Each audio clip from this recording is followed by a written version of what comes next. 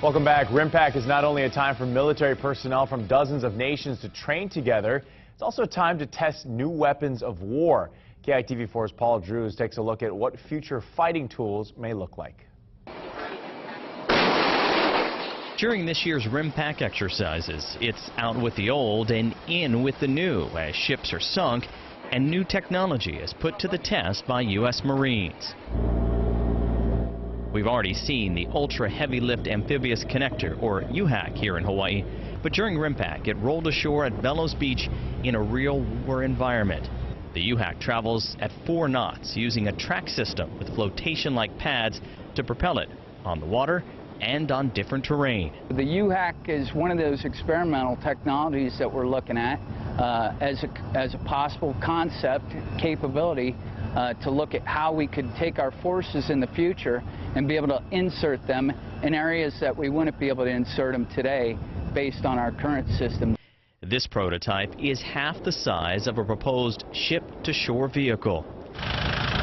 Speaking of vehicles, the GUS, or Ground Unmanned Support System, can not only be operated remotely, it can also find its own way with very little assistance.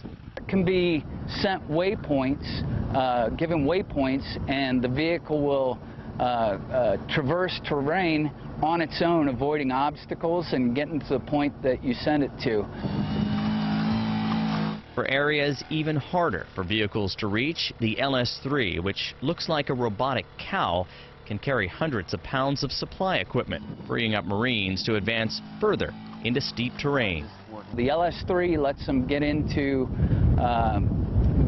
terrain that they can't necessarily resupply themselves with our traditional or fielded equipment. In addition to RIMPAC building relationships between countries, it also gives the warfighting lab a chance to get feedback on what really works from the men and women who could be using this technology in the future. We're going to push those technologies, learn more about the capabilities and limitations of those technologies, and continue to look to the future to determine what kind of capabilities our Marine Corps will need.